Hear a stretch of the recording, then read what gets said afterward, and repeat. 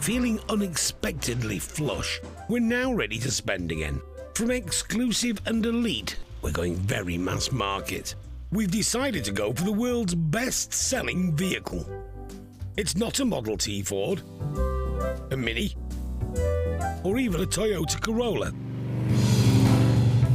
Topping the charts is this desirable machine, the Honda Super Cub.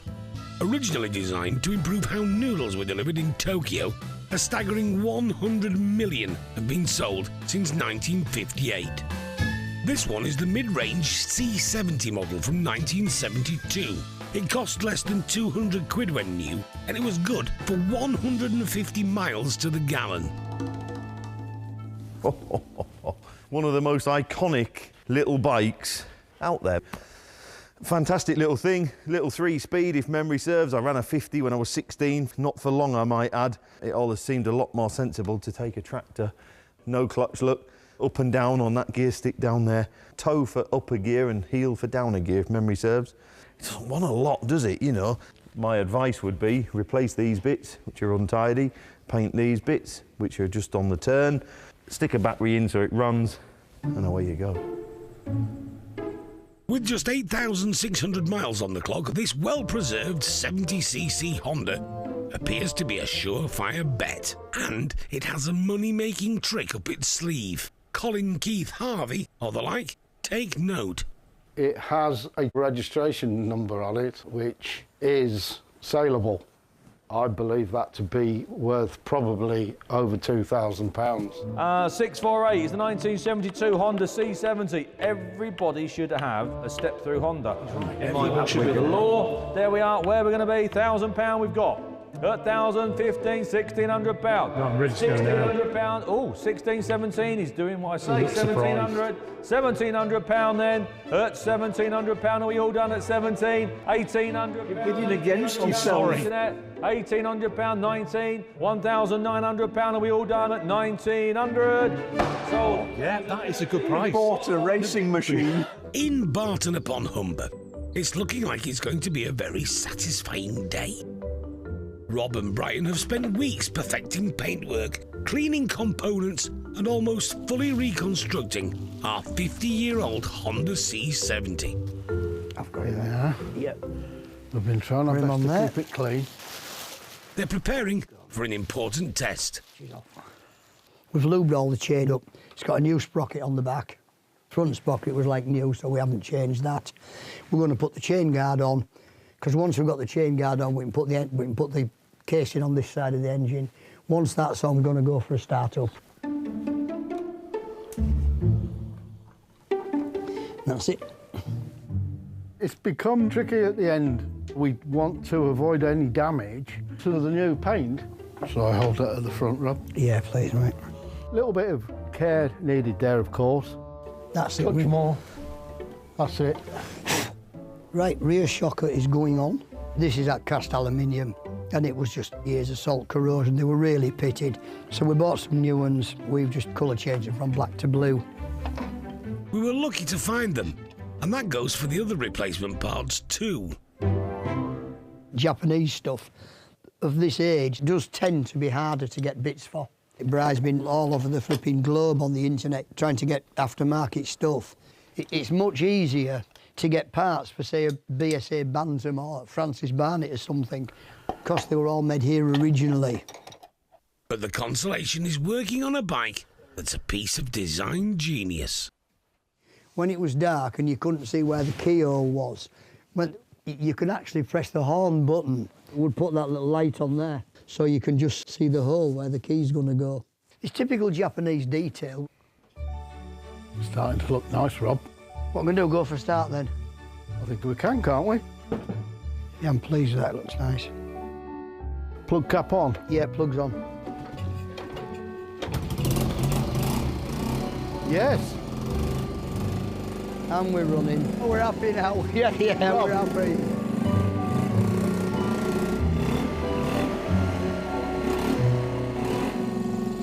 It sounds well. It does. Sounds well, I'm happy with that. Into gear. All right. Off she goes again. She's spinning there. It's all there, everything's working. Yeah. That's really good. I'm happy, yeah. I think it looks great. I didn't like the blue so much because I thought it just looked all blue, but now it's got loads of white and chrome and seat on a bit of colour, and that looks good, doesn't it? There's enough contrast, I think. Yeah, on there that is. Now. It's a cracker, is that, mate? A tip-top job from Rob and Brian. But how much did it all cost? Including tax and commission, it was £2,128 to buy. Parts were £1,297, and labour was £3,000. Bringing the total to a very reasonable £6,425. Oh, stunning. Absolutely stunning. I mean, the boys have made a lovely job. They always make a lovely job. But they've pushed the boat out on this one, so to speak, haven't they? It's really nice. Exhaust, new rims, new tyres, new seat. It's gorgeous. It's like it left the factory, isn't it, really? I mean, to be perfectly frank, it probably wasn't any better when it left the factory. So we've done all right? Yeah. The 1972 Honda C70. Absolutely fantastic. I've got some absentee bids here. I've got 2,000, I've got 3,000, I've got 3,500. At 3,500, 3,600, 3,700. At £3,700, are we all done? 3,800, 3,900, £4,000 bid. At £4,000. Oh, this is good, it's great. £4,000, 4,100. So we've almost got back the restoration costs. At 4,500, £4,600. At 4,700, 4,700, 4,800. 4,009, £5,000 we've got. 5,100, 5,200, 5,300, 5,400, £5,500 here on my sheet. Have you got any more on your sheet? 5,500, I'm not telling you 5,500. Oh no, I think he's put 500 quid, not five, but no. 5,500, £5,500, £5,500. It's a fab sale price, but not the final figure. Having decided to put a normal number plate on it and sell the shorter and therefore more desirable one it came with, there's a chance to recoup some extra cash. 560, 570, 580, internet, 590, £600 I've got at 610. I'm going to sell Dave to you at 610 and it's gone. Still not quite break even, but not far off. You're getting the hang of it, aren't you? You're all of a sudden, like, you're getting into the run of it, aren't you, really? I mean, you could be making some money soon the way you're going. New owner Trevor Gould was delighted with his new Honda. His plan?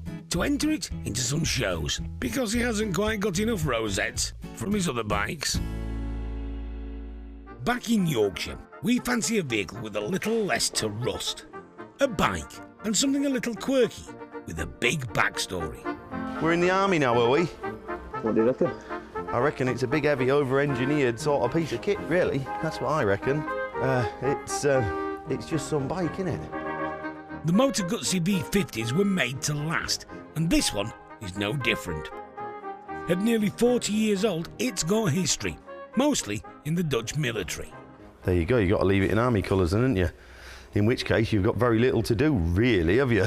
64,000 kilometres, look, it's not killed with miles, is it? New tyre on the front, new tyre on the back, look. And, yeah, a bit of an oil leak in here, maybe wants looking at. But generally speaking, you've got very little to do, have you? There's a pinhole in that exhaust, look. No, I think she's grand. Nah, never done anything for me. I'm sure they're a lovely bike, but no, not my cup of tea. But you take my advice, do not spend any money on it. Spend 250 quid, maximum. That way you only lose 250 quid. Wise words that we will no doubt ignore. But before we spend a penny, we need to know that this bike is genuine. So, we're going on a reconnaissance mission to speak to the curator of the Dutch National Military Museum, Dirk Staart. You've bought a quite famous Dutch motorbike, an army bike, no less, and the first Italian bike they ever bought, because before that was British. It replaced the Triumph 3TA. They have a following in the Netherlands because it's a nice bike. Of course, the very typical V-shaped, the 90-degree V-shaped engine. The cylinders are going like this, and they make this nice wobble. This like Guzzi wobble, which is I think unique. It was the first one with alloy wheels, quite light, and it steers very comfortably. Yeah, yeah, nice one. And it's got some very Dutch stuff on it as well, because this was added by the Dutch. It was made by a factory in Breda in the south of the Netherlands called the Buffel. They had to make these, so they have to make more than 2,500 of these very sturdy cowhide panniers. And they still, as you can see, they still survive. What caught my eye immediately was this badge, which is the badge from Kokkel, the training command. And I think this specimen, this bike, was assigned to that unit as a dispatch bike. I don't think it was used for instruction, because they had separate units for that. And they used them in the Netherlands, of course, but also when they were going on maneuvers. And during the Cold War, the Dutch were responsible for defending the north of Germany, together with the British in that sector. And that's why they trained as well. So I'm sure this one has been to Germany as well at one point. Yeah, I think it's a very nice one. Now we know it's definitely authentic. We've taken our well-travelled, Italian-made, Dutch military motorbike to father and son team Bob and Adrian Dawson, just outside York. They know their classics inside out. Well, it's Italian, so it's got to be electrics, hasn't it? Exhaust looks as though it's yeah, the exhaust. There's a bit of patching on this one. We might have to see if we can get some replacement exhaust for that, I would have thought. Ooh, there's a little bit of life in the horn, which probably means the battery, there is a battery on it, and the battery's probably nearly flat, I would suggest. I did actually own one back in the 80s, so I'm familiar with the bike and how it rides and everything. Bob and Adrian don't just work together, they race together. Funnily enough, the reason for being in the wheelchair is because of an accident on a racing sidecar back in 1989. And after that, I didn't race for 25 years. But in 2014, he decided to dust off his leathers and get back on the bike. I think I always fancied having to go back again, but I stopped work and I thought, what am I going to do now? I'd always carried on riding a road-going sidecar, so I thought, well, yeah, let's give racing another go. It's been fantastic fun ever since. Obviously, the classic bike world is our business, but the racing is our fun time, really. You know, that's kind of what we're earning the money for, really. There's nothing like the adrenaline rush you get when the flag drops and you're racing. It's absolutely fantastic. Back at base, Adrian and Bob are familiarising themselves with the military extras. I'm guessing this here, and I think there's two little lights at the back, are for riding along without main lights on. Like a blackout light. Like a blackout light, that's the word I'm looking for, yeah. Oh, yeah. We've got a broken backlight. We've got a broken backlight. I hope that that's private ownership fixing and not military ownership fixing. Time to give the battery a boost and see what those Italian electrics are up to. OK, oh, well, that's good. I wonder if we've got indicators. Just, Oh, yes. That sounds like some sort of impending nuclear doom. I don't think that's a standard motor Guzzi fitment. No. Just try the old brake lights. Brake light. Anything? No. Oh, we've got hazards, have we? Have we got two indicators going at the front? I've got two indicators going at the back. Yes. Oh, we've got like a fog light at the back here, the one that's hung off the pannier. OK. But nothing on these little ones. I've not seen this come on yet. Well, actually, all that is quite encouraging, really. Yeah. Well, stuff's working. So far, so good. The fuel tank is checked. It doesn't look rusty. Oil looks good. It looks nice and clean. It doesn't look bad, does it? The spark plugs are sparking. Yeah. Yeah, is it? Ooh. Time to turn the key. Heck. It does just seem to keep turning round, does this key? Oh, great stuff. It's also an awful lot of keys. Oh, hang on. That did something then. That's gone in. Right. I'm pressing start. Have you got it turned on? Yeah. You sure? Yeah.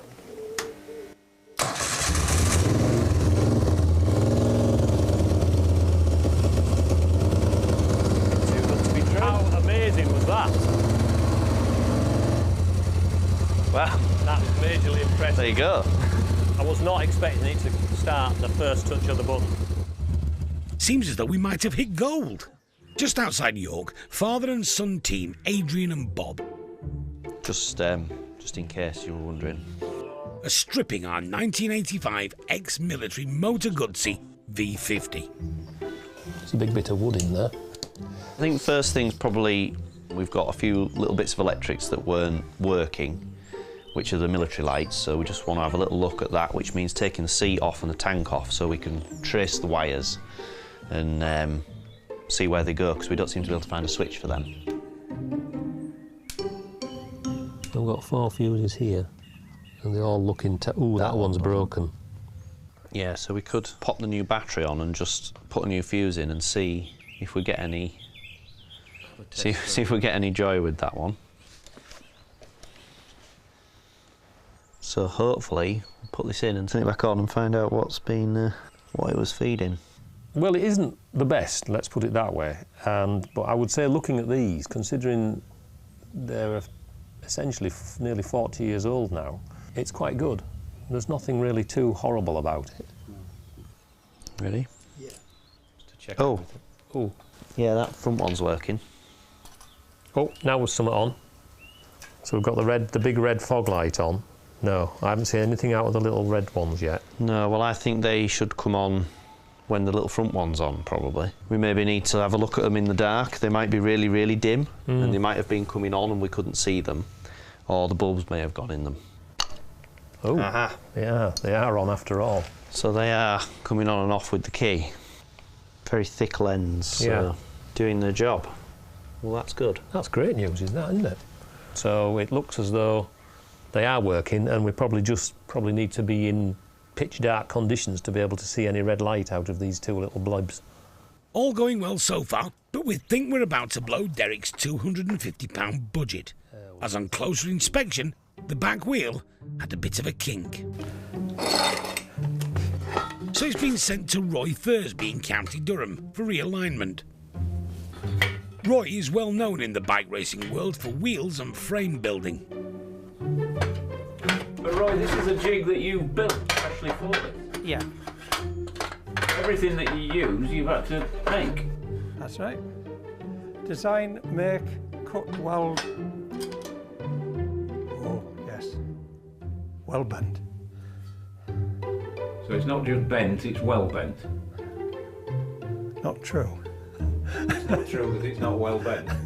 No, it's true, it's not true. Hang on a minute, Roy, I'm lost now. No, if a wheel is running perfect, it is called running true. So if the wheel is bent and it's running out of true. So this is well out of true. On one side, yes. So what has happened here, the wheel rim has moved that way.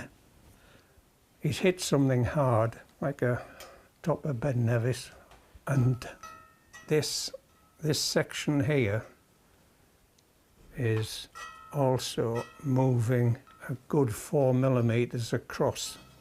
It's an interesting challenge. Why? Because it's basically knackered. But a challenge that Roy has been facing for the best part of 60 years, and he's not about to give up now. I wouldn't think this one's going to beat me yet. So we brought it to the right place then? I hope so.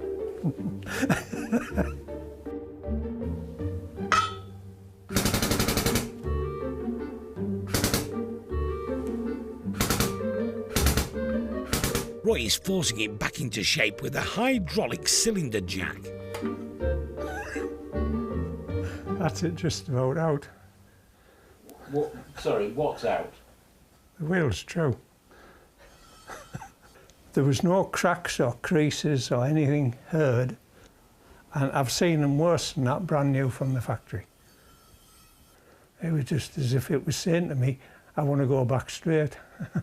I'm not destined for the scrap heap yet. Any shape is okay as long as it's round.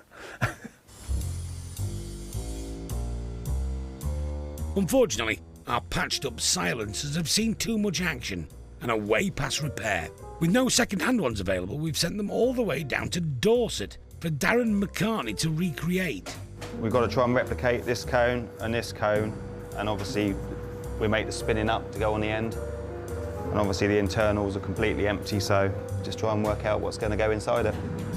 Using templates for the original silencers, the mild steel sheeting is scribed and cut. Obviously it's a pair, so I'll have to make 2 of them. Right, now I've scribed it, what I'm going to do is obviously put it into the guillotine, line up my scribed marks, and jump. This machine's older than I am. As long as you keep the blades oiled and sharpened, it just keeps going.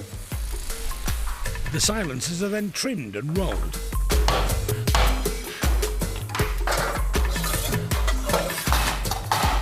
Tapped on the bar to make them easier to weld.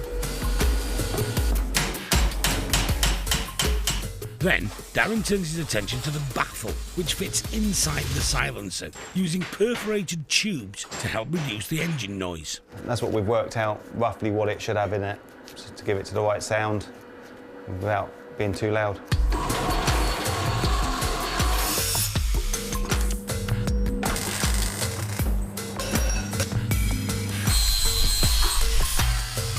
And there it is, a motor Guzzi military replica. In North Yorkshire, father and son team Adrian and Bob are putting our military motor Guzzi V50 back together. Yeah, so now the trick is to try and get that wheel onto the little metal vanes, just like that. Well done, Bob. We have done sort of some of the tricky bits, so it's really just the finishing off bits to do today. You know, we kind of took all the carbs off and cleaned up round the engine. We've already fitted the new shock absorbers we put on, got the new exhausts that have been powder coated black to match the old ones. Valve clearances and the rockers we adjusted. So yeah, it's just put it back together and double check everything really. I'd like to think we've added a little bit of value to it, because, you know, some of the bits and pieces actually look a bit better than they did. The exhausts in particular were very tatty, and they had like what looked like bean cans that had been riveted onto them. Do you think this is where the Dutch kept the clogs? They're quite sturdy things. We've basically just, well, I better mention that Janet has actually polished them with some shoe polish. My wife, Janet, that is. Yes, we took them inside where it was a bit warmer, so they softened up a little bit. But it was so that's why they're so shiny. It was Janet that did it, and she would be mortified if we owned up to trying to do it ourselves, and we didn't. They've definitely had a few little bits of patches put on here. We haven't done that. They definitely smell original. Everything's now back on. Time for a test ride. Let's see if she starts.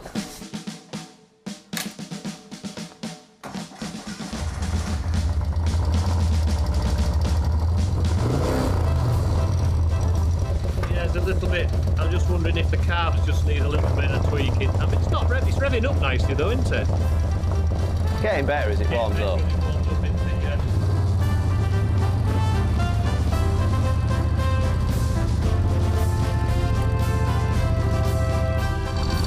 It's sounding good actually, yeah. Seems to be riding quite nicely, you know, easy to control at slow speed and going round the roundabout here.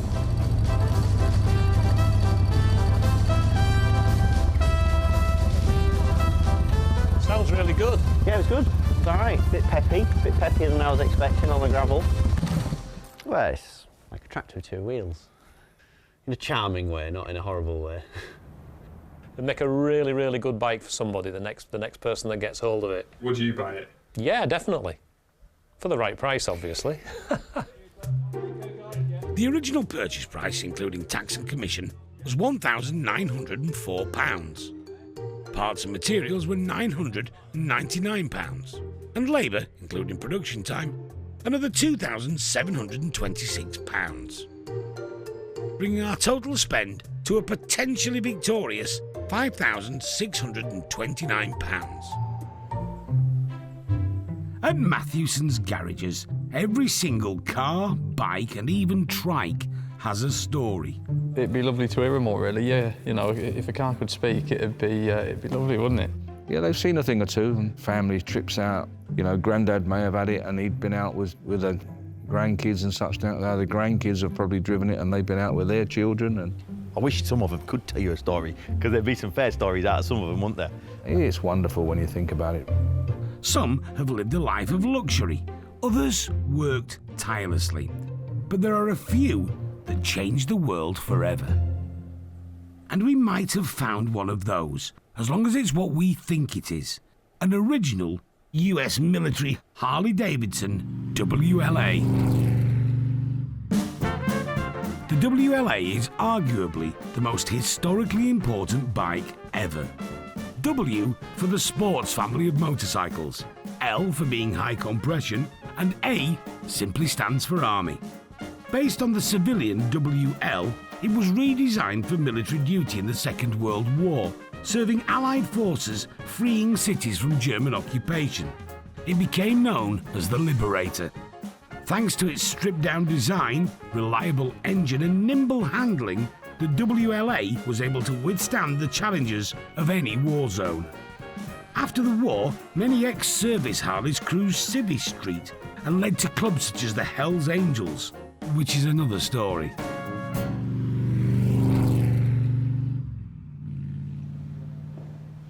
Over the years, Derek has seen more than his fair share of military vehicles go through the auction. Some genuine and some not so genuine. This to me looks right. But I'm no expert, but it's dressed up right. If it's a civilian one been dressed up, it's been dressed up right as far as I can see. And I don't think it is, I think it's authentic. Yeah, it's a purposeful bit of kit, this and that. It's going to make a lovely machine, this. Ever so rare, I would think. Yeah, there's going to be some demand for it, there's no doubt about it, yeah. I've heard all sorts of prices for this type of bike, from 5 grand to 25 grand. So my estimation would be somewhere between 5 and 10 grand. But I don't know. And I don't think there's anybody that does know for sure. Well, there's only one way to find out.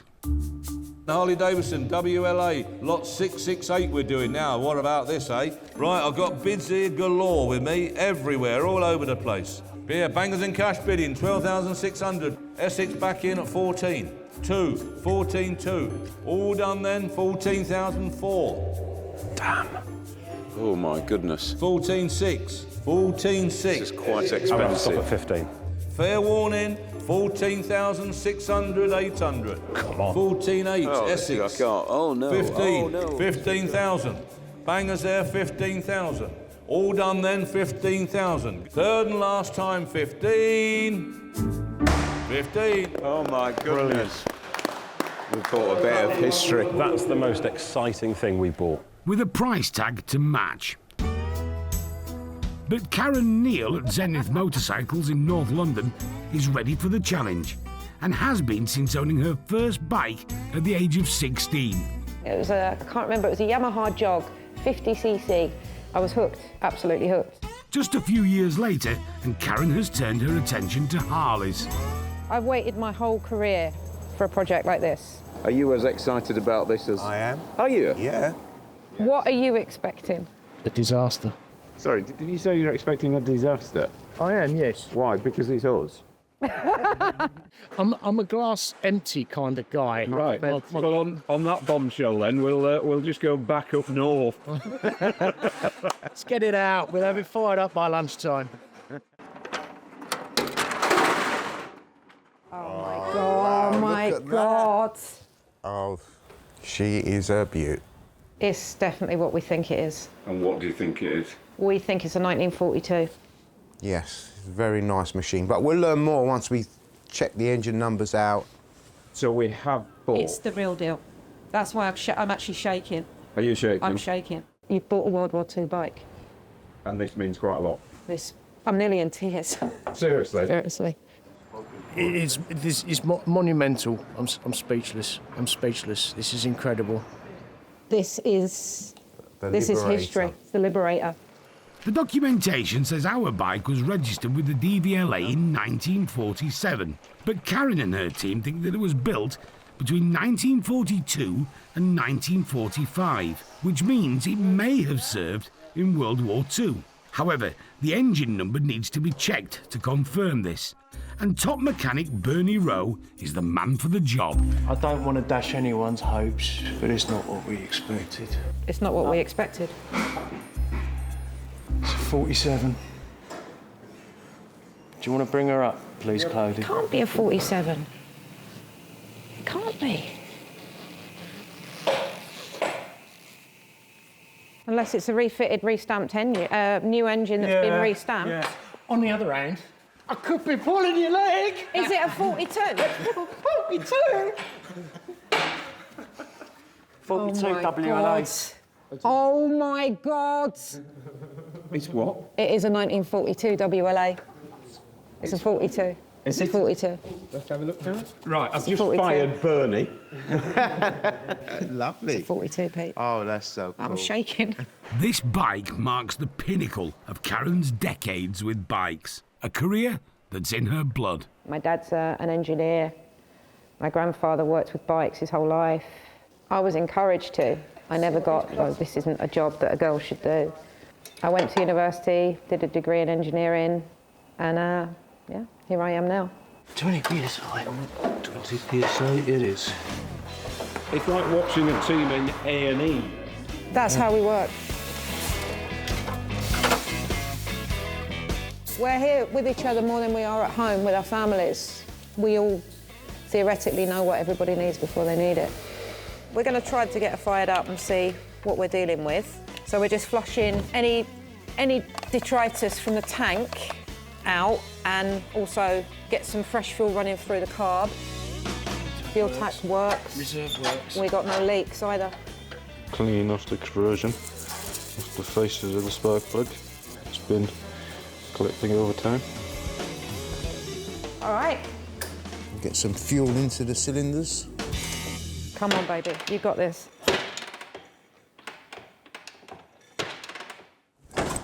Whoa. Oh, hello.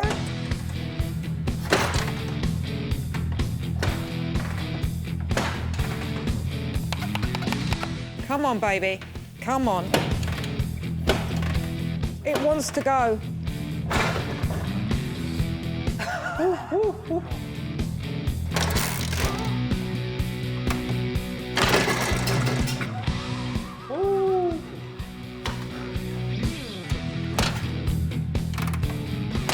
No. No? No, it's not going to go. Let's say that it ran. For a millisecond, it ran. It did. Well, it fired. It proves it wants to go. That's okay. She's tired, she's had a long journey, she's an old girl, needs to lie down, a cup of tea. Harley wants fixing as well. Yep. Our WLA is being taken apart by Harley guru Pete Adenu. Got some sort of problem, but we're not exactly sure what it is. And mechanic Clody. We do have a Harley-Davidson here, and we can take parts from that, no? No, we can't, no. Despite the fact that our Harley is refusing to start, boss Karen is still feeling the love. I've given him a name, he's Hank. It's Hank the Yank. So he's grown on us so much, you wouldn't believe. But this old soldier needs some surgery. So Clody and Pete have serviced the clutch. It'll be nice and clean when we put the clutches back. And replace the springs. Ooh, look at those new springs. Now we're just going to adjust it all up and close, oh, we can't put the cover back on because Karen's painting it. But yeah, we're there with the clutch and then hopefully we'll move on to the carburetor. Which also needs cleaning and checking over before attempting another start. Dan and Karen are cracking on with the clutch case. Yeah, this case is original for sure, 100%. This repair with the brass soldering is what gives it away as well. There's no way in the last sort of 20, 30, probably even 40 years, anyone would weld or solder with that anymore.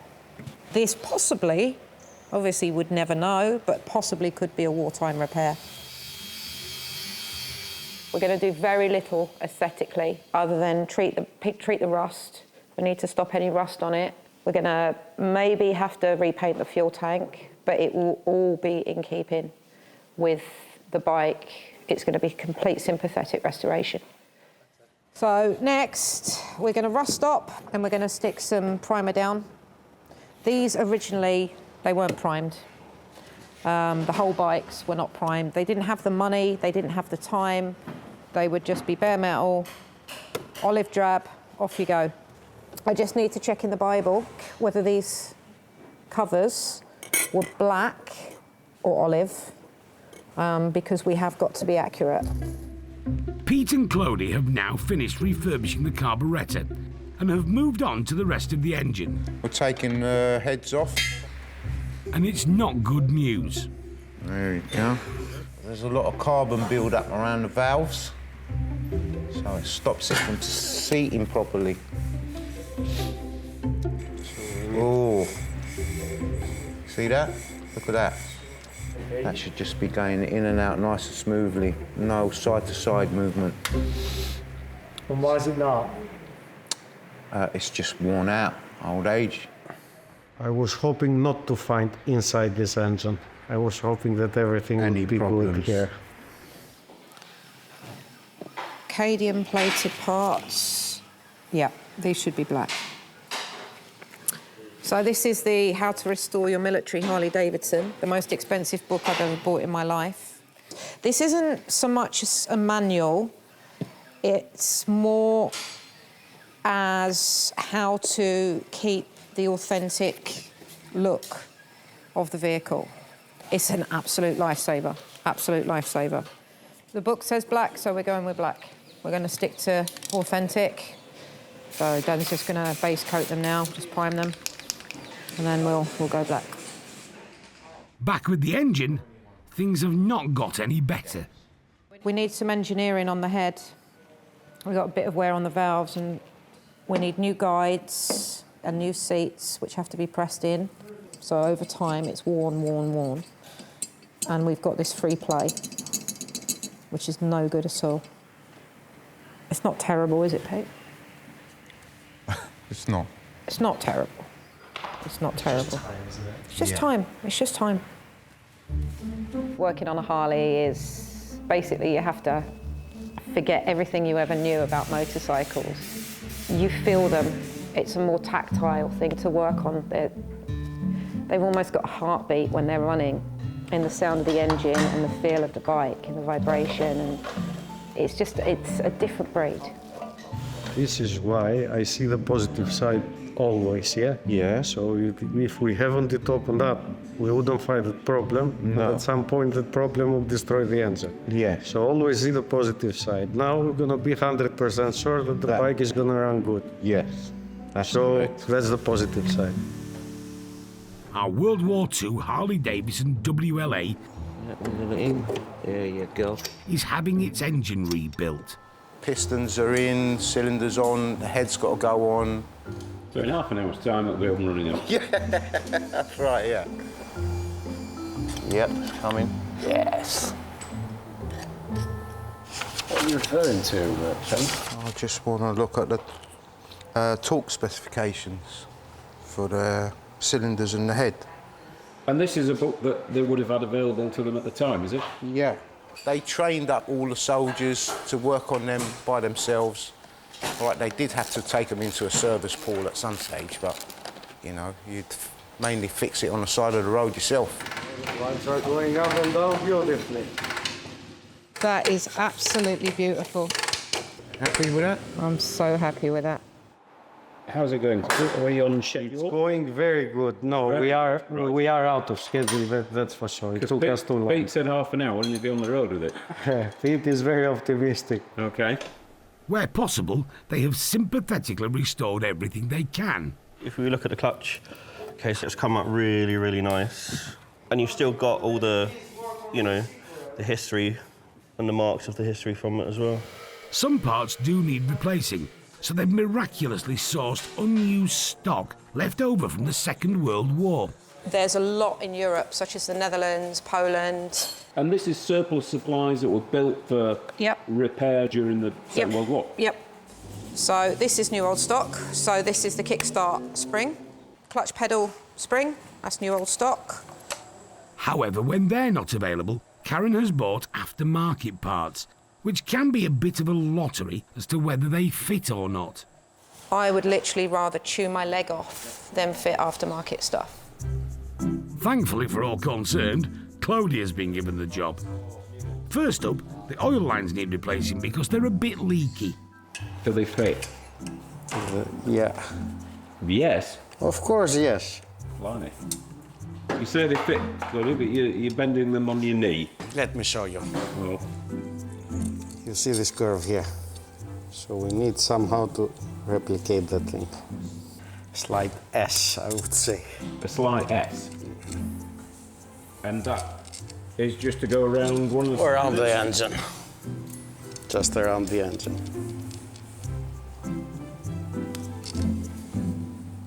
Perfect. Next up, the exhaust. You bent the last bit of tubing over your knee. Yeah. Claudia. So is this, No, this doesn't work that way.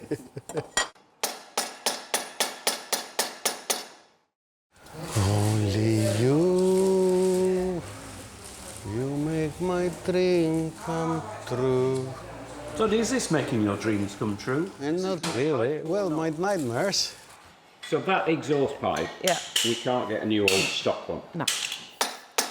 The exhausts were a high turnaround part. They rotted quickly. People fall off, bend them, break them. So they were a part that was desirable, used a lot, so they ran out. In some cases, if in doubt, give it a clout. That's my motto.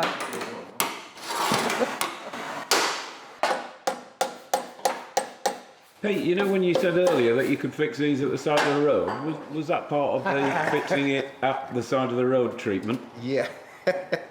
You don't need the exhaust to save your life. You can go without an exhaust. Yeah. You can also start the engine without an exhaust. So, not letting perfection get in the way of progress, that's what's happening. It fits. It fits. Not like the exhaust. The oil tank and the fuel tank are on and filled.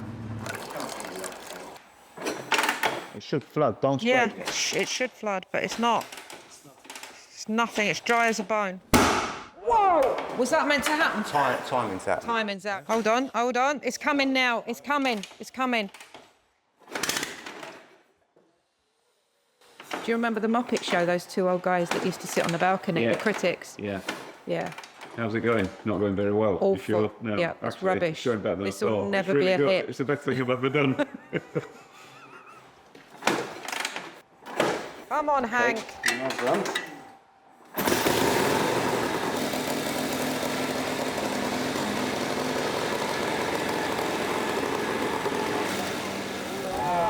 I'm heavier than I look. Yes, you are. He runs. Oh, I'm so pleased. I am, apart from slightly high idle. Yeah. He sounds absolutely stunning. Good old Hank. In the grand scheme of things, there's not a load to do, really, now.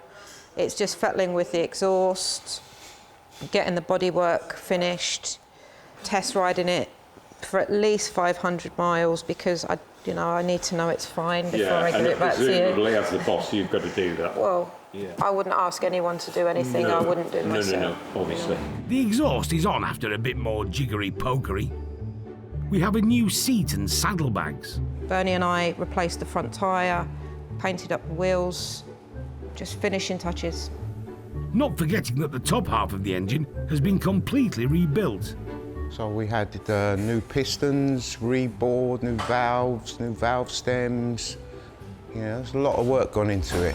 We've not done anything out of character on the bike, and I just hope that people can see that we've done it with real love and real admiration for the machine.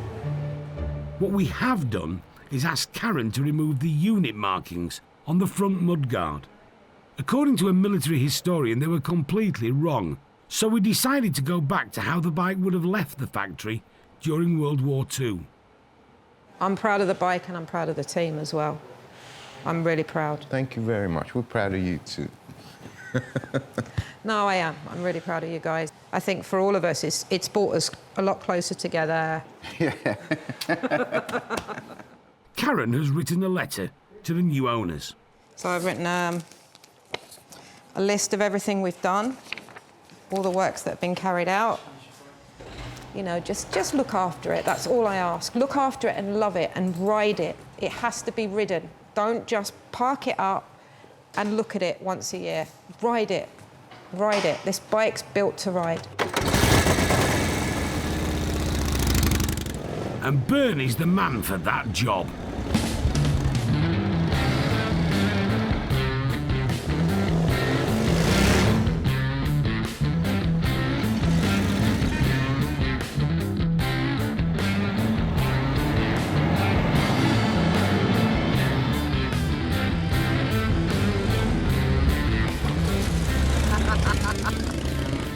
That's what it's all about. That's it, isn't it? That's literally what it's about. 82 years and still going strong. Our Harley now faces its final battle to turn a profit. The original purchase price, including tax and commission, was £16,350. Parts and materials, £4,258. And labour cost another £4,800, bringing our total spend to a sizable £25,408. The more you look around it, the more you think how authentic this machine is. I mean, it looks absolutely bang on in every way. Beautiful seat. I can't get over this seat. Look at that. Footrests. I love these footrests. They're more like running boards, aren't they? And look how they flick up. I mean, it's just a beautifully designed and built bike. There's no question about it. It shouts at you, get out the way, I'm coming through. That's what it shouts at me. You know, it's purposeful. It's just, I think, a wonderful thing to look at. I think, personally, 20,000 quid. I don't know for sure, because I'm not an expert on them, but it wouldn't surprise me if it made £20,000. I see no reason why it shouldn't. Some big collectors for them. And if you're a serious collector of military vehicles, it's a must-have. Lot number 470 is the big Harley-Davidson. Have we got 5,000? £5,000 bid then. At 5,250. At 5,000. Oh my goodness. 6,750. I hate to say this. We should never have bought it in the first place. That's very good. That sounded like me. What were you going to say? We should never have bought it in the first place. 13,900. £14,000 we've got at 14. I'm going to have to bring the hammer down at 14,100. 14,100. 14,200. 14,200. At 14,200 then. The hammer's going to come for the first, for the second, third and last time. When the hammer down, it's gone. 14,200. Yep, you've got it. 14,200. After a bit of negotiation, we ended up selling the bike for £14,500, and it rode off to its new owner in Surrey. The Franny B is shipped out to Barton upon Humber, where restorers Rob Carter and Brian Gould have their workshop. They come highly recommended by Derek, years of expertise, and Rob is a regular volunteer on auction days. Yeah, Derek 5'3". Live, breathe cars and bikes. We're not really into modern stuff because it's too electronically sophisticated. I like the old ones. I like to sort of think we're doing a bit to keep yesterday alive, really. Brian is also a biker to the core. You are free, that is it. Unlike in a car, you can hear the engines, you know, whether it's a big one, a twin, you know, single cylinder, just get the buzz. Between them, they've restored over 70 motorbikes, but the Plover is their first Francis Barnett. What condition is the bike in? Good. Good. It looks straight. I made sure there's no twisting in the frame. The wheels are sat perfectly parallel, which is great. It doesn't ever appear to have any accident damage. There's no rot. It's lovely smooth paint. It's got an exhaust on, which doesn't blow out the back. It blows out of a slot at the side, which I think they were the only ones that used that sort of system. And I don't think you could buy one of those now. We'll give that a polish, and if it's acceptable, it's acceptable. If not, that will go for chroming. Everything which is painted, we will bare metal and get repainted. And in terms of the engine then, what are we thinking? Yeah, we've turned the kickstart over and there is good compression. It has every chance of running. The controls all working. Yeah. So we want to give it a try first, and then make we'll know better. We're going for a full restoration. There's no, we're doing it properly. That will make an absolute cracking bike when it's restored. I'm sure it will. Preparations to resuscitate the Francis Barnett plover are underway, with some ER-style equipment. This is the intravenous bottle. Doctors Rob and Brian have prescribed some fresh two-stroke, mainlined into the carburettor. Get it in there, yeah? Don't need a great deal. This is how we feed out that bottle. Go on then, mate, see if we can go for a start. Right. There's hope, isn't there? There's hope. Get a rev up, mate. That's it. There you go. Success. A quick check of the gearbox, and that's probably told them all they need to know. There we are. And that will stop it like that. The last few days have all been about preparation for paint. Brian has been removing decades of what professionals call crud from the metalwork. It will come off, it's just a case of keep at it. And Rob has been hard at work too. I've sanded away at the frame, wet flatted it off and everything as smooth as we can. It's 50 years old, it's seen a life, hasn't it? This was followed by 4 coats of primer and some more fastidious sanding. Only when it passes his own rigorous quality control, I know I'm being a bit, nitpicky, will it be ready for its respray. There's a few little bits of welding splatter. I've deliberately left it. We're trying to make it look like it did 50 odd years ago, not like a customiser's got it. The colour we're doing it, we've had it matched to an original panel off the bike. It's called Arden Green.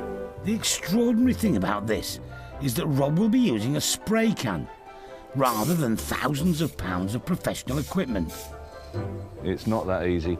Don't think that the average man in the street is going to get hold of a rattle can, an aerosol, and produce the finish that Rob can produce with it.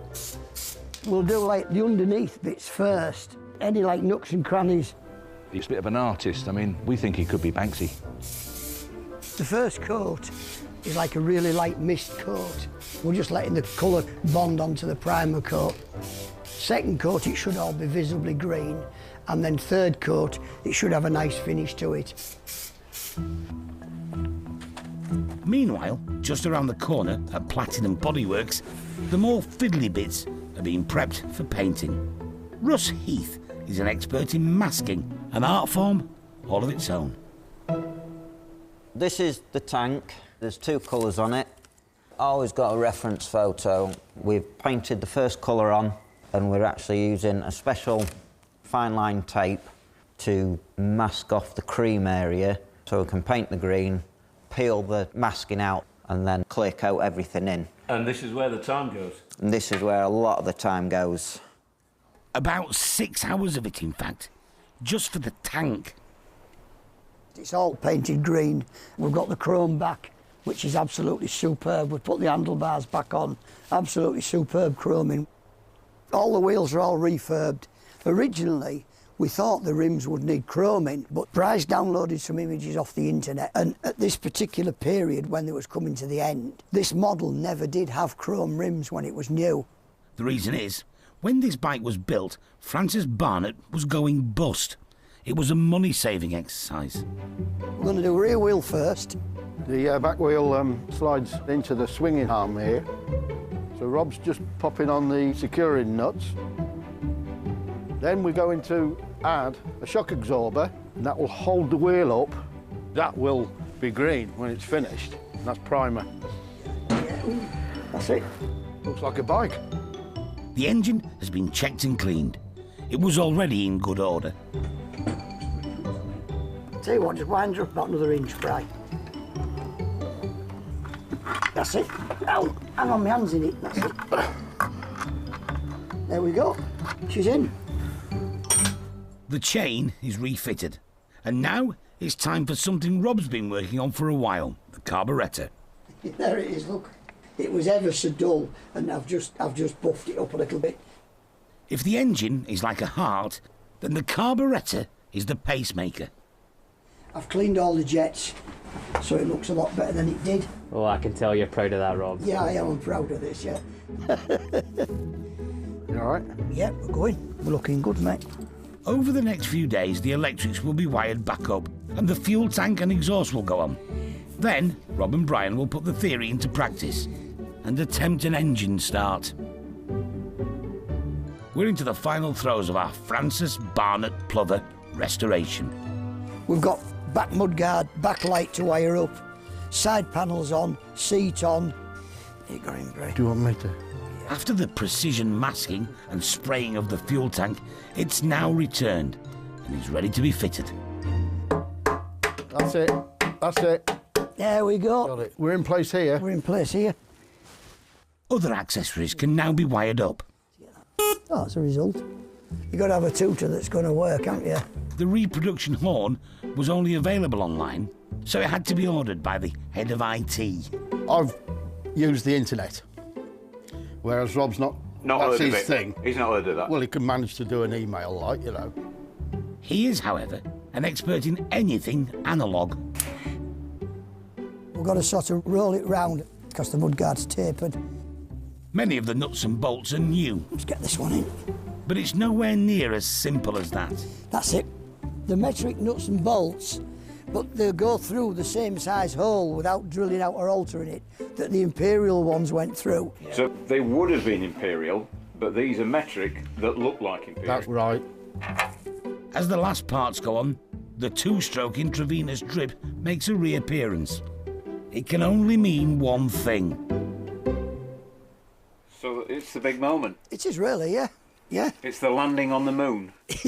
Yeah. Not as drastic as that, but it's our equivalent of, innit? One small spark for man. Yeah, yeah. Right, so we've turned it on, fuel's come down the pipe, and then we're just going to tickle it up till fuel starts to come out of here. That's it.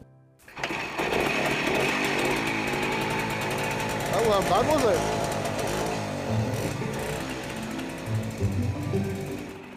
After a successful launch and the Francis Barnett firing on all of its one cylinder, it's a fitting reward for over 100 hours of labour. That said, this might not have been the best place to test it. 20 mile an hour that's doing, speedo's working. Sorry, Rob, I can't see you. So can we turn it off? Yeah, try the kill button. Kill button. Best not to do too many miles in your garage. Yeah. Pleased with that. The reupholstered seat goes on. That goes behind the frame, Bray. And apart from some minor tweaking, the Francis Barnett is ready for the auction. Absolutely delighted, yeah. Yeah, I think it looks well. When we first did it, like Bray said, it just looked like you dipped it in a vat of green. There was too much green, but now we've got tank on with ivory on and nice red badges, red taxes, number plates and that. It's just broken it up and I think it looks lovely. If anybody wants like a lightweight British two-stroke and they're not up to doing it themselves or they don't want to do it themselves, I'm sure they could buy that, put some fuel in and set off. This collection that's coming in now numbers, I think, about 130, so reasonable collection, isn't it, that?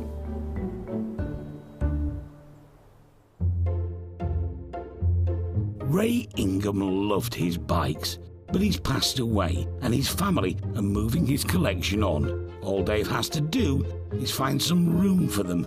It's just a case of put them in the middle for now, and then I'll have a bit of a jiggle about. So we'll have to make room, won't we? It's what we do, isn't it? It's what we've been doing for years, isn't it? So have we got enough room, really? No. Is that always the case? Yes. If we had an aircraft hangar, we'd still fill it, wouldn't we? Fancy stand, that, innit? Pull the lever.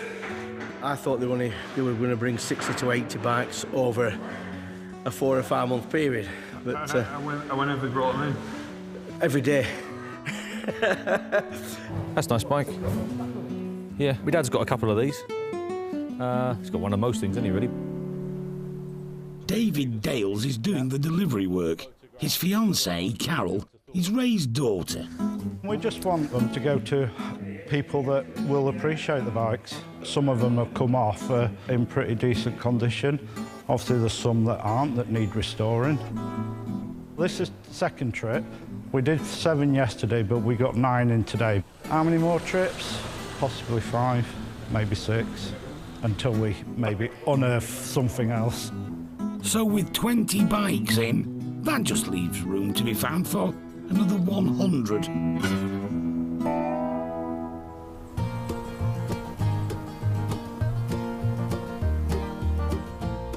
They're like everywhere where you turn, there's another one. In Lincolnshire, they're still working their way through Ray Ingram's enormous motorbike collection. That's amazing! What's that then, Carol? I have no clue. You look up there, there's a bike, and there's something else behind it, and I think there's another one behind that. So there could even be 3 abreast. It's a daunting task. Daughter Carol has called in help so she can make sense of her dad's lifetime obsession. What's in there? It's a bit like an Aladdin's cave. Even I'm shocked to what is in here. I've not been in here, not since I was tiny. Some bikes have already made the journey to Yorkshire. Of those that are left, some are ready to ride. Others are what you'd definitely call a project. It's a minefield. Dad said, you'll never find a piece of junk in here. It's all somebody else's treasures. I know that Dad was a good collector of bikes, and his intentions were to do one up a month and have them for his pension. But unfortunately, my mum died and he lost the will, and this is where we are today. I won't say he was a hoarder, but he certainly had numerous things, and not just the one of them. Ray was a well-known biker, and as well as tinkering in his sheds, he loved nothing more than opening up the throttle at racing events on Lincolnshire's wide-open beaches. Wowza. In a container, of course, more bikes. These ones in here, he's probably spent about 20 years or more doing them. These are the ones that he'd actually got time to do. There was his little beauties, and they were kept out of the way so nobody could see what he had. I know they've got to go. It is going to be hard because this is my family home. It's what my dad's passion was, and it's still raw. To think that he's been able to leave this to us, I'm very, very proud of him. I miss him so much. I really do. For Carol and her sisters, the sale is inevitable, but it keeps on throwing up surprises. Oh my God, this must be one bike, all of this. Do you think this is a whole bike? Yeah, there's only one person that knows, and he's not here to tell us.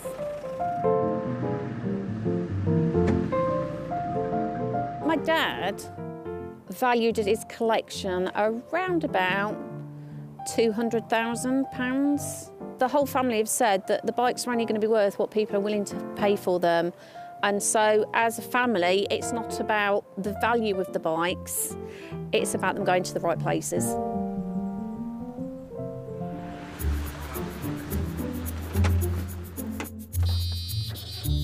Back in Lincolnshire, Do you want me to go at the back and try and lift it at the back? they're still up to their armpits in Ray Ingram's motorbikes that have been tucked away for decades in his sheds. What one does that go with? That'll go with something else, but not this one. This one's all complete. Right. So I'll get this one out. Yeah? They've been clearing this site for a month, but thankfully, the cavalry has arrived. What about this spot here? Hiya. Hello. All right, love. Well, how about this? Ray's daughter, Carol, is quick to fill Derek in. He wasn't a hoarder. No. He just didn't like throwing anything away. I bet he didn't. First stop, some of Ray's completed projects. Metro's a rarity, isn't it? Excelsior. Oh, yeah, she's a nice little Excelsior. She's a bonny little machine, isn't she? That's a right nice little thing. It's called a Consort, 1950 or thereabouts. She's 2-speed on there. They changed the foot change a little bit later on, but the early ones were this time. So you squeeze it like that, click it off, and into second. Very rare, them. Lovely little bike, that. Beautiful little machine. She's a big, heavy old bus, this old AJ, isn't she? Like a Model 20 or something like that, I should think, isn't she? She's a numb old thing. Early 50s by the looks of her. Lovely, nice bike, nice machine. Lovely, good. Lovely, got a fair bit to go at, haven't we? Just a bit. God, blimey, yeah. Must have been collecting for years, eh? Do you know what? We never knew when he'd added to the collection. All you heard was Mum going, he's brought another blinking bike. Oh, yeah, she would do, yeah. Yeah, she wouldn't have a clue what he got. No. Very, very difficult to price up. Very, very difficult. You've got to bear in mind that, as I say, the biker lads, very, very mean, skin of heart, very, very hard buyers. They all want them, but they don't want to give a lot for them. Passion, but hey, fanatical, wasn't he? Totally fanatical, the old boy. Yeah, good old lad. They are, though, these bike lads, you see. They can't stop buying. I was the same, that's why I've got 60. There you go. They're a nightmare, aren't they, to tie down. I've been waking up in the night thinking about this, not knowing what to expect, not knowing what we're going to do, how we're going to do it, and all the rest of it. How's it going, guys? All right. We're having a laugh, but I think it'll hit me. It'll hit me once the doors close. The money in this is in the frame. All Norton featherbed frames worth good money. Aerial square 4 engine. Unusual conversion, that. You know, you normally have maybe like a Tiger 110 engine in there. Won't be queuing up for that bike, people, but there'll be 2 or 3 buyers that won't be able to live without that bike. That's him, look. Oh my God. Popping wheelies. Yeah. He wasn't frightened of anything. Yeah, look at that. Bay were keen, wasn't he? What a character, eh? I know, yeah. Oh, you miss him, wouldn't you? It's a lovely story, really. Yeah. You know. It's sad. It's sad, but it's lovely. But do you know, it's like, how many people can actually say that their dad's done this? Very, very through few. the life? Very, very few. Money weren't that important to him. It was the possessions, it was the wasn't possession really? of it, yeah. In fact, And he that's got rid of what most of it. It was the thrill of chasing for a Of course bike it was. he hadn't got before. It's the same with me. Once I've got it, I'm not interested so much anymore. Oh, it's finding it. What can I get next? I know, it's fine. I know where he's coming from. It's finding it, I can assure you. That's Yeah. where you get the kick. Yeah. I'm pleased he did and all. He got a lot of kicks, didn't he?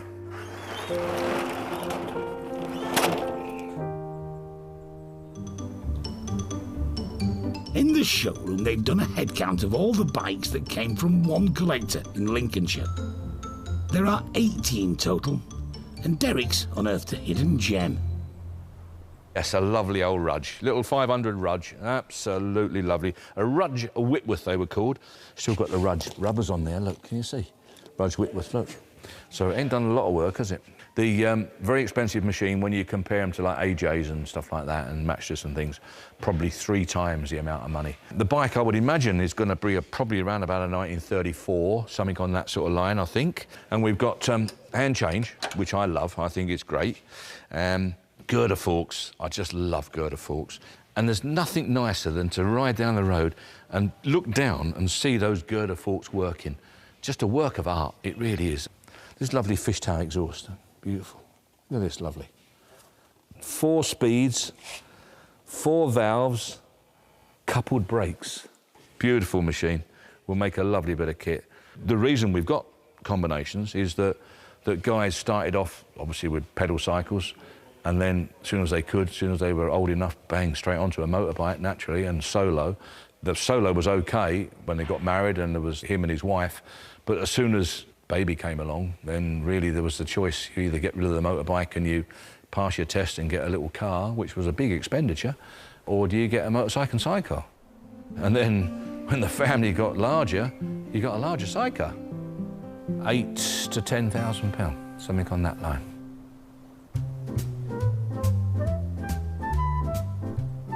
It's browsing time at the showroom, and the punters are making a beeline for the perfectly polished motors.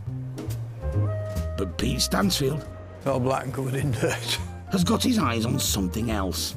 The massed ranks of motorbikes that came from a Lincolnshire collector. This is really what everybody wants. Everybody wants something to restore. This is the sort of thing I like, still in original paint. A bit of weekend work required. Yeah, that's it, yeah, 10 minutes in the garage, yeah. It's really 50s and 60s stuff that I like rather than the older bikes. The main appeal is the real original bikes like this. The original paint, it is in a dreadful state, but everything on it is stuff that was on it when it came from the factory.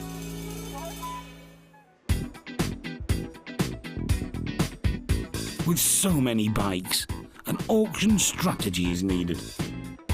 We were going to put the whole collection through this sale, but we've had so many other entries of bikes of all sorts of age and type.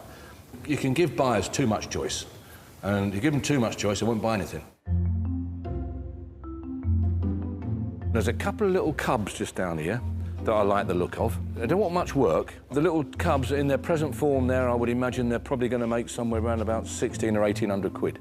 They're the sort of bike that the 16-year-olds used to buy and ride because they were the most motorbike-looking machine that a 16-year-old could then legally ride. It could be a Bonneville, you know, or a Thunderbird or something like that, because that's as near as they can get to what would be regarded as a proper greaser bike, you know, a proper Ace Cafe machine. Because it looks like a little Bonneville, if you like, a scaled-down Bonneville, they tend to think it goes like a Bonneville, because it don't. So they screw the life out of them, and they used to blow up left, right and centre.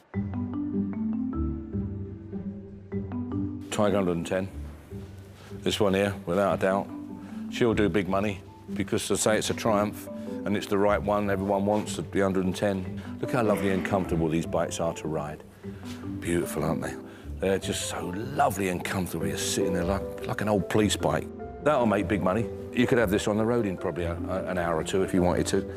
It's just got to have the name, you know, and the stuff that's doing the money at the moment is the fast Fords, and the bikes that are doing the money are the fast Triumphs. That's what it boils down to.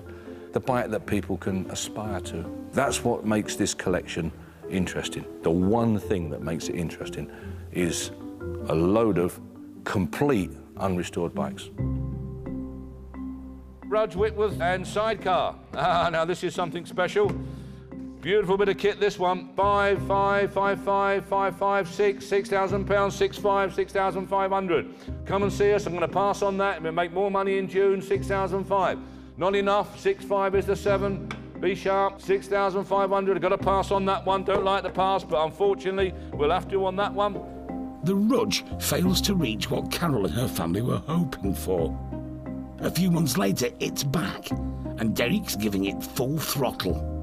Where are we going then? Come on, lads. 4 grand, 4, 4, 4,004. 4,000, 4,250, 4, 5. 4,500, 4,500 here, 4, 6, 7, 4, 7. 4,800, 4, 9. 4,900, 5,000. 5,100. 5,100, all done then, 51. Going then, 52. 5,002, that it then, all done then, 53. 5,004. That's Susan. Oh. Susan? Yeah. Wow. Susan, I want to meet you. 5,000, you're my sort of man, you are. I think, Susan, you and I could go out on that outfit. 5,400, 5,500, 5,600, 5,600. Love to do that, love to meet you. 5,700, 5,900, 5,900, I'm going to submit them. Is it Susan? No, this is Stephen. Oh, it's Stephen now. Oh. Well, I'd like to meet you as well, Stephen. 5,900, we'll have a night out. 5,900 at Stephen, a bid of Susan. For God's sake, bid, will you? I'll chip in the other 100 quid if you bid, Susan. 5,900. Going then, Stephen's a bid of 5,900. Please, Susan. 5,900 provisionally. Stephen. With Derek's date night sorted out, work begins on thrashing out a deal. Eventually, the bike sells for 6,500 to a sidecar connoisseur in the northwest of England. Lot number 314, 1960, Triumph Tiger Cub, beautiful bit of kit. They are 16. In total, 76 of Ray Ingham's treasured 80 motorbikes sold. It's a huge relief for his family. This is the last bit of my dad's now, isn't it, basically? Yeah. Everything else has been sorted and this is the last part. Yeah. They've got to go. You know, we can't take them home with us. Leave it in the frame. Amongst the last ones to sell, a Triumph Tiger Cub that Derek admired. 2,650, 2,700. Thank you for your bidding, gentlemen. Appreciate it. 2,700 provisional. When all the totals were added up, Ray's bikes made more than £190,000. A fitting sum for one of the largest collections ever to come through the auction. The lots on display at HQ are generally of the 2- or 4-wheeled variety, but the odd item crops up with an odd number of wheels. In fact, some of them are very odd. Put brake on. It won't. Hang on. Hold the steps, we're off, we're away. Whoa, mother. Whoa. No, I think we'll pack that one up. We'll go for 3 wheels, I think, rather than just the one. The 3-wheeler in question is a Sinclair C5. Are you ready? Wow, it's just what we want. It's got pedals on. I won't get in that. Can I get in? Yeah, go on, mate. Handlebars are at the wrong end. Hang on. Got my foot fast. Hey, it goes. I've got a bit of wheel spin, I think. Do you want a push? Can you give me a push, please? Oh. I've got handlebars up my bum. We're away. Oh, it's a piece of cake, is this? Yeah. Hey, when I'm pushing. Keep going, George. Could you pull me back, please? Because I seem as though I haven't got reverse gear on it. Hang on. Beep, beep, beep, beep. The C5 is a fascinating, if niche, piece of vehicle history. Even the younger Mathewsons are intrigued. What they've been doing now? Going up and down in this. Kids would love it, wouldn't they? A nice one. They do a fortune. There's one on eBay at the moment. For electric as well, or not? Yeah. There's a big battery goes with it. Well, it's got potential, is that? Workers' playtime's over, and the C5 needs a new home. And any buyer will have to get to grips with its futuristic technology. It's got like bike brake blocks on now, look. Old-fashioned push bike brake, innit? It's a bit rusty under it. It's obviously been stood a long time. You would rebuild, you'd do it up. Go wrong, it's all fiberglass. Metal parts, it's just like a push bike. Yeah, it's repairable. Yeah. So we're getting busier out there, so... I'll take the heavy end rent. So... Hang on. Ooh, nothing to do with the car. There you go, she's up.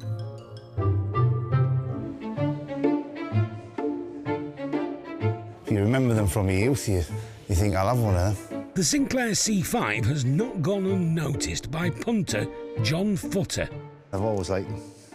War lass has a little nephew who's not very well, and I always thought it'd be good to put him in that, if I can get it working. Lift it down. Just get down on the side. Hey, this isn't heavy, is it? Just pop it on the deck. Oh! This is exactly like a bike, isn't it? I was told when you read up on it, the chassis are what you watch for. It's all right.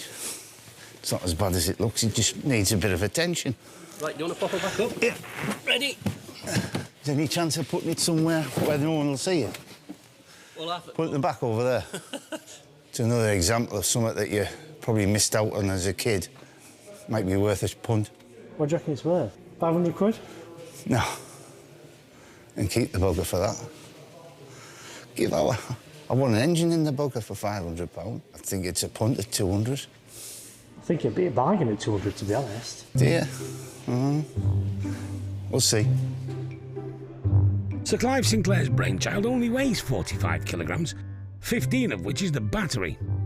One of 5,000 produced, this could be the one for John's lass's nephew. Hello, is that Mr. Futter? Dave has the very prudent John Futter on the line. You wanted to buy a Sinclair C5? Sinclair C5, a bit before their time, weren't they, these? Sensible they are now, though, when we were selling them at £1,000 a I know, can't believe that, I know. Yeah, we'll need a new battery, but always do, don't they? There we are then, whereabouts, 300, 320, 320, 320 pounds, 340, 340, 340 pounds, 360, 380. 400. 400 pound, Dave, look, throwing money around like a man with no arms. 420, 420, do you want 40, Dave?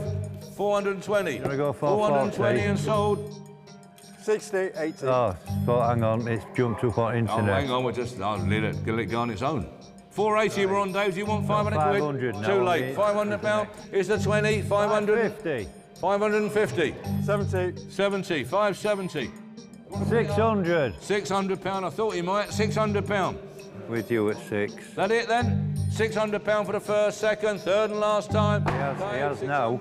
Right, so it's yours for 600 and have fun with it. All right. Cheers, bye-bye, bye-bye. I said it's yours, you've won it. And his next words were, it's a lot more than what I wanted to pay for it. So he's happy anyway. He says, you know, it's a one-off and I've got it. So, yeah, another happy customer. That's the three-wheeler gone. Next up, another pedal-powered oddity. Blue unicycle, pack it in your boot, take it home with you, take it on the train, do what you like. Where £100, sold and gone, £100, 110, £110 on the phone for the first, second, third and last time, sold, Meg's phone.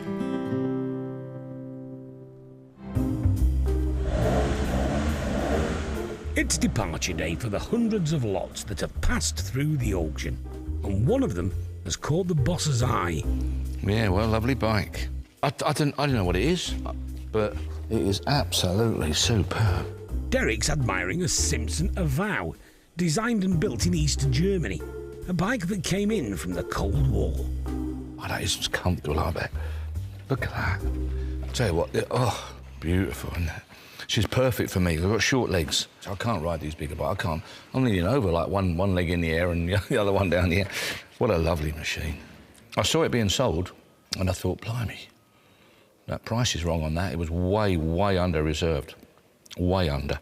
And I thought, no, this can't be right. No, we're going to have to do something about this. And sure enough, people out there must have realised just what it was or what value it is, and all of a sudden the price started taking off, and I think it wound up at like 4 something. You know, in my opinion, this is a 6 or 7 grand bike, no trouble at all. I could only assume it's early 50s. But talk about comfortable. Absolutely gorgeous. These old girls, I mean, they're just a bit of me, aren't they? And the flat tank stuff's even better still. You know, I feel right. I just feel lovely. I could ride it anywhere, just really enjoy it until it rained. Yes, I do hope whoever's bought it is going to be pleased and appreciate it, because I'm sure they will. It is a lovely machine.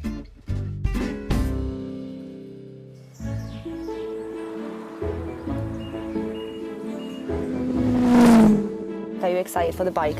Yes, I'm really excited and I cannot wait. The sun's shining in County Durham, especially on Zbigniew Andrzejczyk and his family, who are awaiting the arrival of their East German Simpson Avow motorbike. I'm quite sure that the bike will start as a first kick.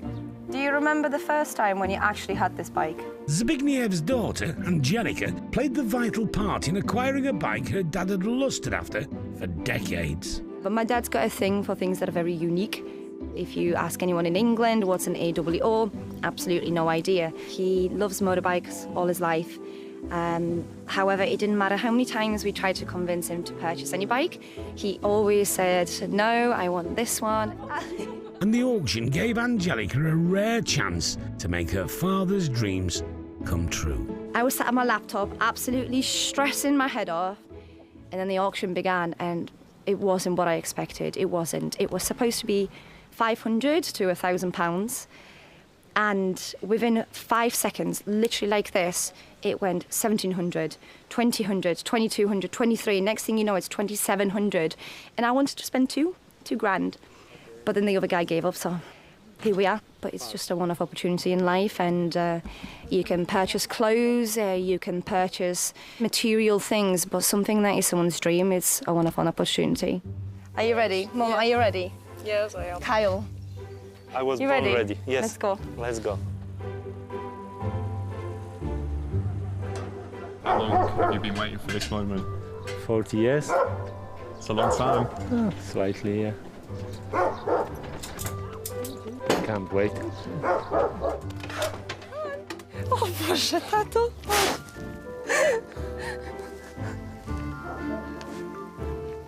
Mum, I think I broke Dad.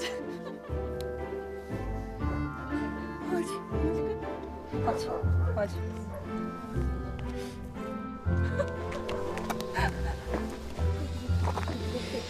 Thank you so much. Jesus Christ.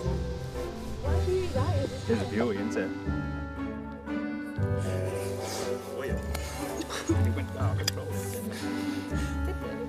I didn't expect that this bike will make that much emotion. Amazing. I have no words. I have an Avo. I told you, your dream will come true. And it did. It was worth it. Delivering dreams, aren't you? Delivering dreams, exactly, yeah. A lot of bike couriers do use that actual phrase, so I'll not say that phrase. But it's a very satisfying part of the job. To see someone achieve a dream like that, it really puts a lump in the throat. That seat looks bizarre. Do you know? Yeah, don't sit on that. That's not. You don't sit there, Dad. I know it's been many, many years since you've been on a motorbike, but you don't sit on the wheel. Well, we can be just proud of ourselves. I'm really happy that he is happy. It's a big thing for him. And I was a bit stressed that the bike will take over of me, you know, and he will love this bike more than me. And the first thing what he did, he kissed me and hugged me, and we did a good job. Do we? Now we'll just have to stop thinking about the bank account. It happened.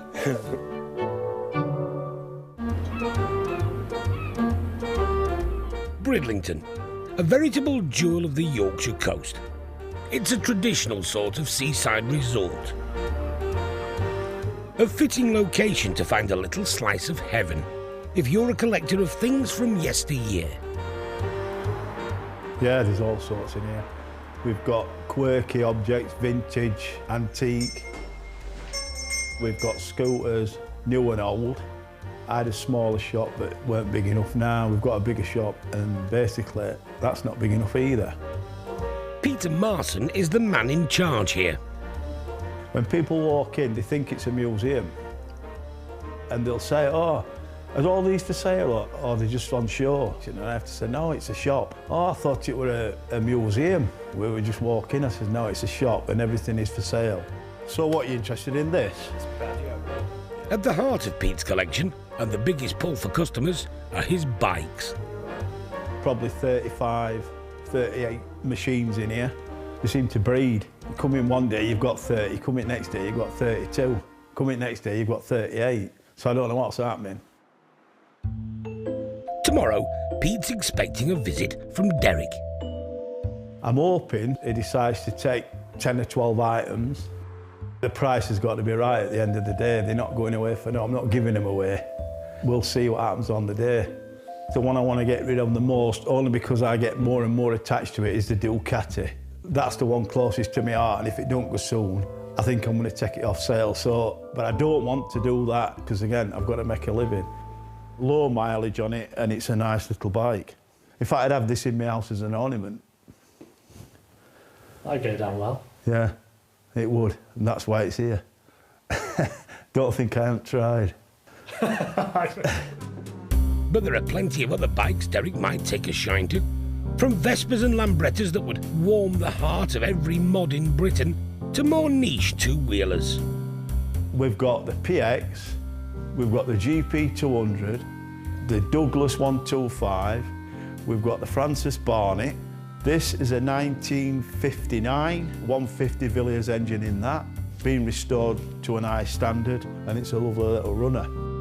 What's this one up for? This is up for £3,000. Think Derek's going to be happy with that? Yeah, very happy with that. The reason to get rid of them is the same as anything else. It's to give me space to get more stuff, rarer stuff, plus I have to make a living. For that to happen, things have got to come and things have got to go.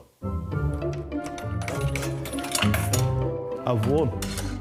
So Derek against Pete could be an intriguing encounter. Do you think Derek's going to be a tough sell tomorrow or not? I don't know, I think I can handle him if he is. Regarding tough sell, what do you mean? Want him for no? Well, no, isn't it? You're going to have to put on your best sales pitch. Oh, yeah. I'm on my best sales pitch all the time anyway. So, yeah, probably met his match.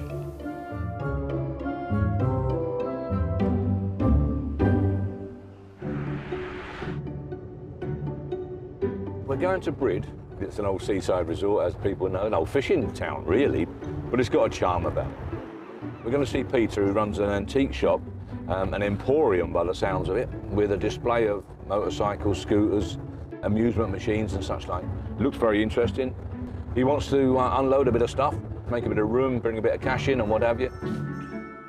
Now, Peter. How you going? How are you? Derek. Nice to meet you. Nice to meet you. There's no messing around. These titans of the sales pitch lock horns immediately. Well, what do you want to move? No, what sort of thing? Little Fanny Barnett? Yeah. All right. Do you want me to give you a guide what I think they'll make? Yeah. Probably going to do 2,200 to 2,800 quid, something like that. Yeah. I'll give you an idea. Obviously, 28 would be nice. Yeah. But yeah. Well, Fanny Barnett's only cheap, aren't they? What else then, mate? Tell me. I've got this. No. No good. No good to us. No. Right. No. XT. Yeah. Best seller in here you got. 250 that one. What do you reckon on that? 3,500 quid. Happy with that?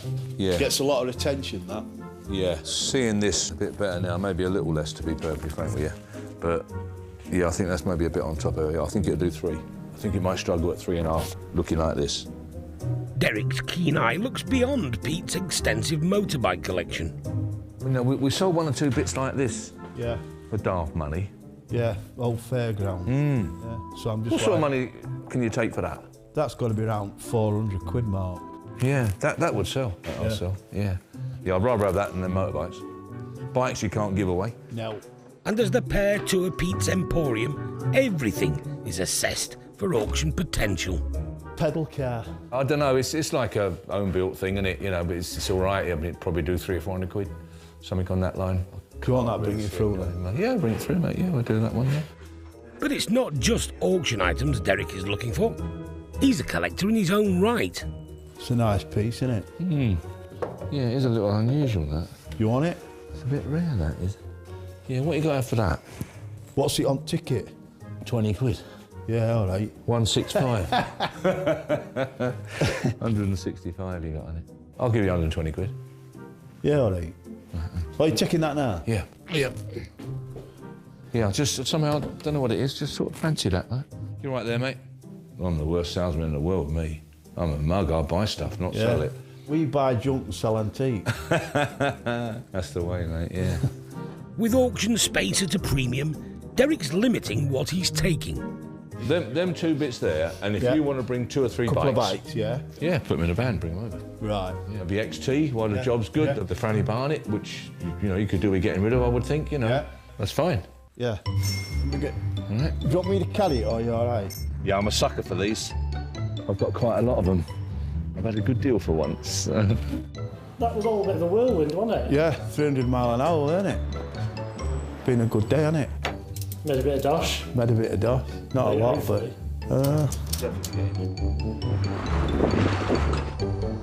Nice to see you, mate. Yeah, nice to have a deal. Thank you and, very much. I'll see you over at the site on Monday. Yeah. Righto.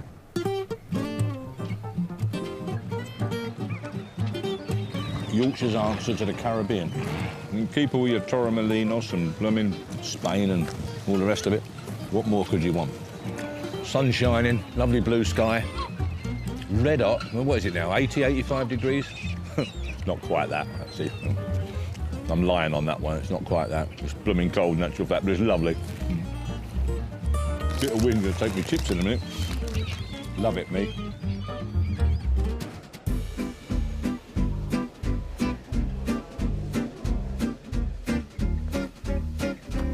I feel like Crazy Frog. Ding, ding, ding, ding, ding, ding, ding, ding, ding, ding. Meddling with the memorabilia. While the cat's away, the mice will play. Oh. Right, can I go? Yeah.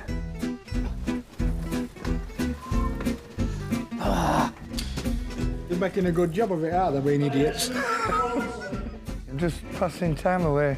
I think he's useless. Yeah, the difference is I'm in charge, aren't I? I won't want my kids crossing over him, school crossing. Hey, up they're going again. Time we've finished here, you'll get used to riding a rally chopper. I'll tell you what, I've got a carbuncle on my bum. Hey, you can go now. That's it, we're off. Hey up, can't get me left leg up.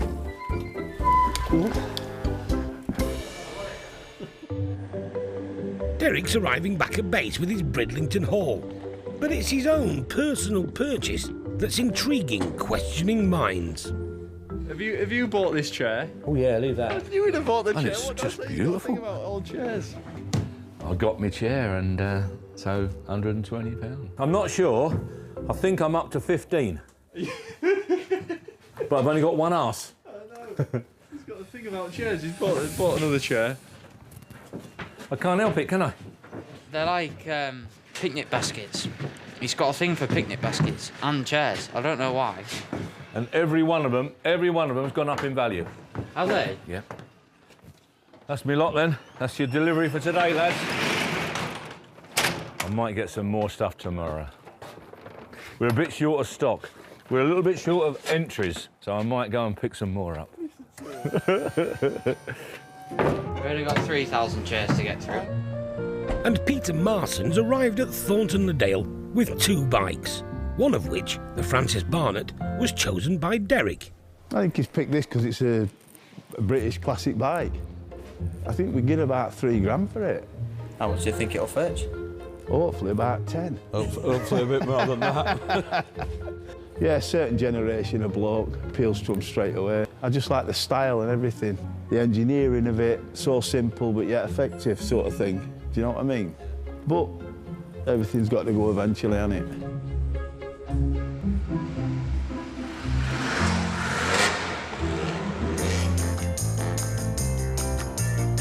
$1,400 and $1,500. I wish I kept my chopper. I don't think I'll get a lot for your chopper, Will. I don't know. I'll try, like. Derek's Bridlington haul is going under the hammer. Francis Barnett, 150 Plover, whatever you want to call it, 1958. Nice little machine. Where are you going to be with that then? Now, what a lovely little bike. £1,400 in the way then, 16, 16. That's not dear, that's cheap, that bike. £1,700, 17, 18. All done then, 1900, 2 grand. All done then, 21. Subject to a phone call, 22. That it? £2,200, 22, submit it. The offer was accepted, so the Francis Barnett has an appreciative new owner in Len Columbine. Well, I just like the colour of them, I like the look of them. It's fair to say Len's no expert on his acquisition. Well, the only thing I know about it's a 150. This is a 150 two-stroke plover. That's all. Plover. That's all I know about this one, mate. And is it plover or plover? Plover. Plover. Yeah. Is that how you say it? Yeah.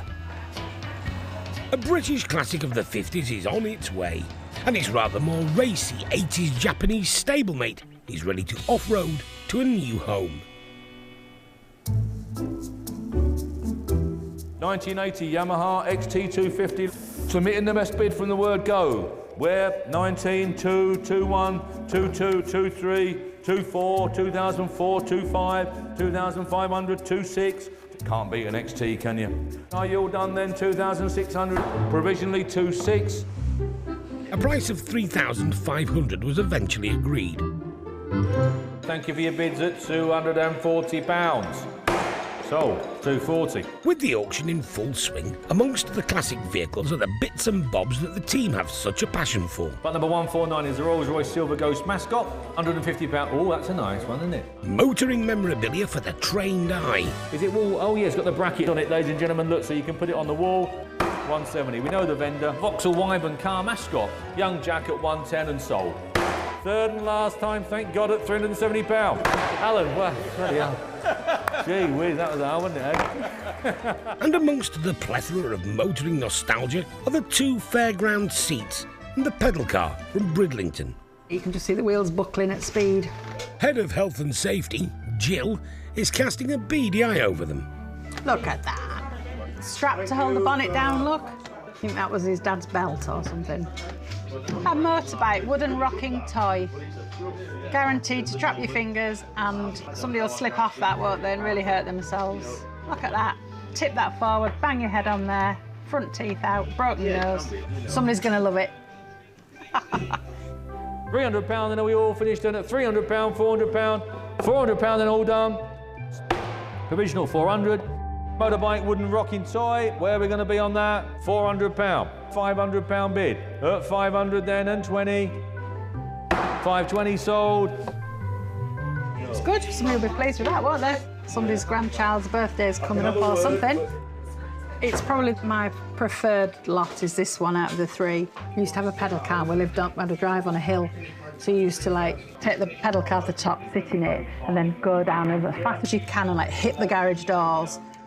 300, 350, 450, 450 pound, 450, 450, 75, 475, provisional only 475, 475.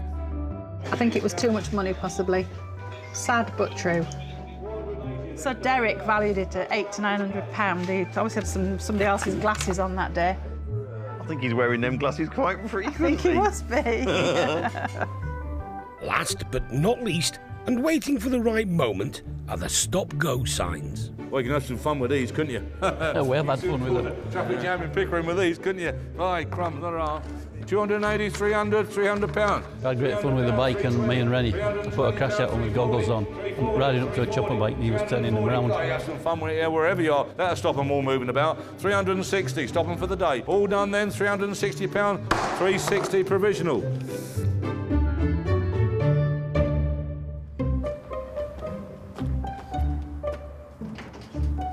You want to have an hobby for when you retire from work. You need something to occupy your mind. So I'm trying to get so I'm knowledgeable on how to do things. In a village near Scarborough, Len Columbine is wallowing in the warm, nostalgic glow of a 1950s motorbike, which last had a home just down the coast in Bridlington. It's a 1959 Francis Barnett 150 plover. I don't know anything about motorbikes, to tell you the truth. And I'm just at a basic stage where I want to learn more. All I know is they were from Coventry. Villiers do quite a lot of the engines, and they were known as a really strong engine and a really good frame, solid frame. So you might as well go for something like that, hadn't you? They're lots of power, but not much speed, really. That's the problem. I'll just see if it'll fire. It might do.